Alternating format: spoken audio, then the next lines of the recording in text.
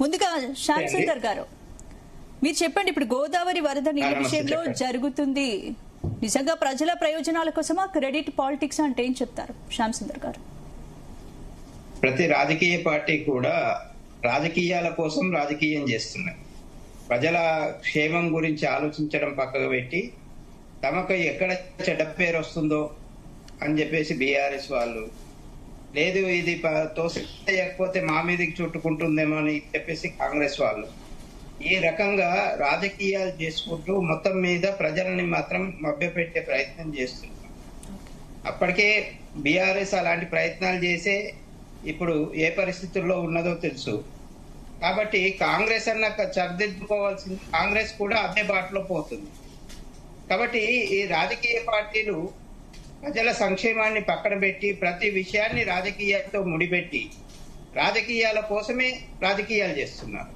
అసలు వాస్తవానికి కాళేశ్వరం విషయంలో మరి బయటపడిన విషయం 3 ఏళ్ళు దగ్గరకు వచ్చింది. కాంగ్రెస్ ప్రభుత్వం మరి ఇప్పటి వరకు ఏం చర్యలు చేపట్టలేదు.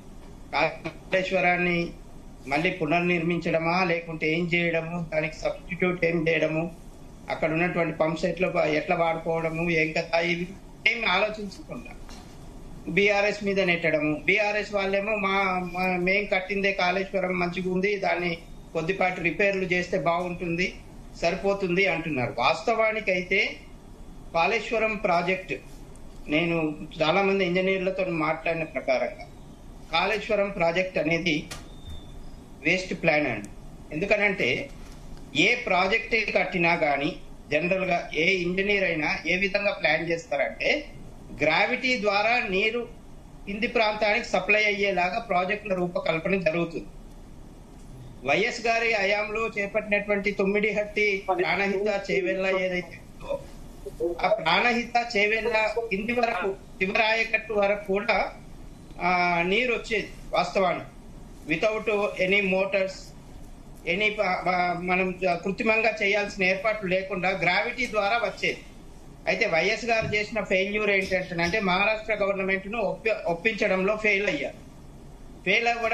ఫెయిల్ అవ్వడమే కాకుండా ఆ ప్రాణహిత చేవెళ్ళ ప్రాజెక్టు విషయంలో కొన్ని కోట్ల రూపాయలు వృధా అయ్యాయి తప్ప దానివల్ల చుక్క నీరు రాకపోగా ఆ ప్రాజెక్ట్ అంతా కూడా వేస్ట్ అయిపోయింది. తర్వాత కేసీఆర్ గారు అధికారంలోకి, టీఆర్ఎస్ అధికారంలోకి వచ్చిన తర్వాత దాన్ని తీసుకొచ్చి కిందికి నీటిని తీసుకొచ్చి పైకి ఎత్తుకొస్తున్నారు. ప్రాజెక్టు ఏది కూడా వ్యయ ప్రయాసాలతో కూడిన ప్రాజెక్టు ఉండకూడదు. ఇది ఎప్పటికైనా ఏ ప్రభుత్వానికైనా బుద్ధిపండనే ఇప్పుడు కాళేశ్వరం అనేది.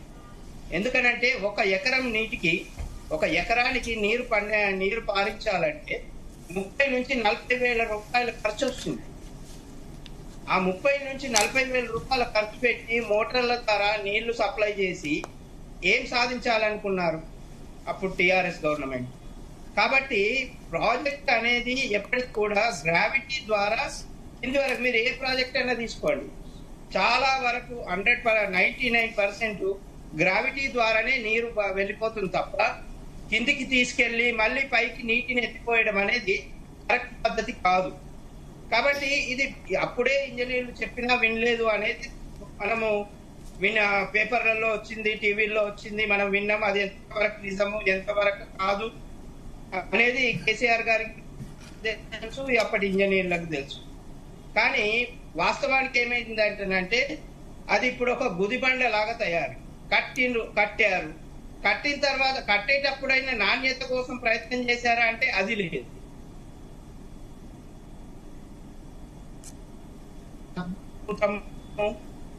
నేను స్వయంగా ప్లాన్ చేశా అని చెప్పేసి కేసీఆర్ గారు ఆర్భాటంగా చాలా టీవీ ఛానళ్లలో, చాలా ప్రెస్ మీట్లలో చెప్తారు. చెప్పినప్పుడు దాన్ని నాణ్యమైనటువంటి కట్టడంగా ఉండి ఉంటే ఇప్పుడు ఈ ప్రాబ్లం వచ్చేది కాదు. ఎంత ఆర్భాటంగా చెప్పారో దాని కట్టడం విషయంలో అన్ని చర్యలు తీసుకోలేదు. ఇప్పుడేమో కాంగ్రెస్ ప్రభుత్వం కూడా అలాగే వ్యవహరిస్తారు. కాంగ్రెస్ పార్టీ కూడా కాళేశ్వరం ప్రాజెక్టుని రాజకీయ అవసరాలకు వాడుకుంటుంది.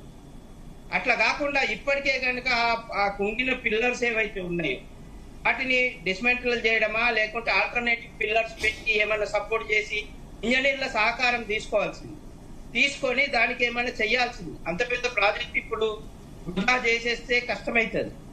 కానీ అది ఎప్పటికైనా కానీ ఇవాళ కాంగ్రెస్ అధికారంలో ఉన్నా, రేపు బీఆర్ఎస్ కానీ బీజేపీ కానీ ఇంకే ప్రభుత్వం అధికారంలోకి వచ్చినా కానీ ఆ ప్రభుత్వానికి మాత్రం కాళేశ్వరం అనేది ఒక గుదిబండ. ఎందుకంటే మోటార్లను మెయింటైన్ చేయడం అనేది మామూలు విషయం కాదు. కొన్ని వేల మెగావాట్ల విద్యుత్ కావాల్సి వస్తుంది ఆ మోటార్లు నడపడానికి. తీసుకుపోయి ఎక్కడో తీసుకుపోయి వాటిని ప్రతి దగ్గర మోటార్లతో నీళ్లు ఎత్తిపోసుకుంటూ చేయాల్సినటువంటి పరిస్థితి. అయితే శ్యామసుందర్ గారు అంతకంటే ఇప్పుడు కాళేశ్వరం కంటే ఒక మంచి ఆప్షన్ తెలంగాణకు లేదు, కాళేశ్వరం కంటే ఒక మంచి ఆప్షన్ తెలంగాణకు లేదని బీఆర్ఎస్ నాయకులు వాదనగా వినిపిస్తుంది. అఫ్ కోర్స్ కొంతమంది బీఆర్ఎస్ నాయకులతో మాట్లాడినప్పుడు కూడా ఇదే చెప్పారు. తుమ్మిడిహట్టి అంటున్నారు కానీ తుమ్మిడిహట్టి దగ్గర మనకి ఆ స్థాయిలో నీటిని మనం ఎక్కువగా అవసరాలకు వాడుకునేటటువంటి పరిస్థితి ఉండదు. ఇదైతే ఎక్కువగా ఆయకట్టుకు కావచ్చు, తాగునీరు కావచ్చు ఇచ్చేటటువంటి పరిష్కార మార్గమే కాళేశ్వరం అని చెప్తున్నారు కదా. నేను అక్కడికే రాబోతున్నా. తుమ్మిడిహట్టి ఎందుకు ఎత్తు పెంచలేకపోయారంటే మహారాష్ట్ర గవర్నమెంట్ ఒక మాట ఏంటంటే అక్కడ ప్రాజెక్టు బ్యారేజ్ నిర్మిస్తే మా ఊర్లు పోతున్నాయి, మా పొలాలు పోతున్నాయి, మా భూములు పోతున్నాయి, కాబట్టి ఆ ప్రాజెక్టు ద్వారా మాకు కూడా లబ్ధి చేకూర్చేలాగా మాకు అవకాశం ఇవ్వండి అని చెప్పేసి అడిగారు. అప్పుడు వైఎస్ఆర్ గారు మొండి వైఖరితోని ఆ ప్రాజెక్టు ఎటు కాకుండా అయిపోయింది. ఆ ప్రాజెక్టు అయిపోయిన తర్వాత అధికారంలోకి వచ్చినటువంటి కేసీఆర్ గారు మరి వారి మనసులో ఏముందో కానీ బయటకు మాత్రం అందరూ అనుకునేది ఏంటంటే ఆ ప్రాణహిత చేవేళ్ల ప్రాజెక్ట్ కనుక కంటిన్యూ చేస్తే కాంగ్రెస్ కు క్రెడిట్ పోతుంది అని చెప్పేసి తీసుకుపోయి కాళేశ్వరంలో కలిపారు అని చెప్పేసి అప్పుడు చాలా విమర్శలు వచ్చాయి.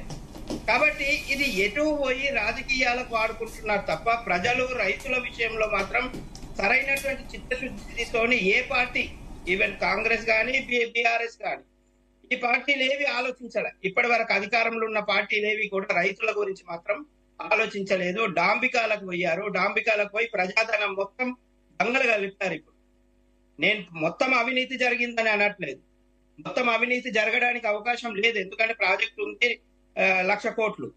అప్పుడు యాక్చువల్ గా ఫస్ట్ ప్లానింగ్ ప్రకారంగా 30,000 కోట్లతోనేమో ప్రాజెక్ట్ కావాలి, కాళేశ్వరం ప్రాజెక్ట్. ఆ 30,000 కోట్లను ముబ్బడిగా అంచనాలు మార్చేశారు. నేను విన్నది ఏంటంటే ఇంకో విషయం, ప్రాజెక్ట్ చేపడుతుంది స్టేట్ గవర్నమెంట్, తర్వాత మోటార్లు సప్లై చేయాల్సింది కేంద్ర ప్రభుత్వ సంస్థ అంటే BHEL కానీ ఇంకా. ఇలాంటప్పుడు ఈ రెండు ప్రభుత్వాల మధ్యన సమన్వయం చేయడానికి ఇంకా మీడియేటర్ ఎందుకండి? మీడియేటర్ సంస్థకు 7,500 కోట్లు అప్పచెప్పారంట. అవసరం ఏముంది? రెండు గవర్నమెంట్ల మధ్యన మీడియేటర్షిప్ అవసరమా? ఇంజనీర్లు లేరా? ఇక్కడ స్టేట్ గవర్నమెంట్ ఇంజనీర్లు ఉంటారు, అక్కడ సెంట్రల్ గవర్నమెంట్ ఇంజనీర్లు ఉంటారు, అధికారులు ఉంటారు, పెద్ద పెద్ద అధికారులు ఉంటారు. వాళ్ళందరినీ ఉపయోగించుకుంటే సరిపోకపోవునా? ఇలాంటి అవినీతికరమైనటువంటి ఆలోచనలు చాలా జరిగాయి అనేది చెప్పేసి చాలా వార్తలు వచ్చాయి. అవి రికార్డ్స్ లో ఉన్నాయని లేవా నాకు పూర్తిగా తెలియదు. ఓకే శ్యామసుందర్ గారు, డిస్కస్ చేద్దాం, కంటిన్యూ చేద్దాం. ఒకసారి మనం బీఆర్ఎస్ వెర్షన్ వినే ప్రయత్నం చేద్దాం. అంతకంటే ముందు మనతో పాటు భారతీయ జనతా పార్టీ నాయకులు మహేష్ గారు జాయిన్ అయ్యారు. ఆయనకు వెల్కమ్ చెబుతూ, పావని గౌడ్ గారు నా ఆడియో క్లియర్ గా ఉందా మీకు?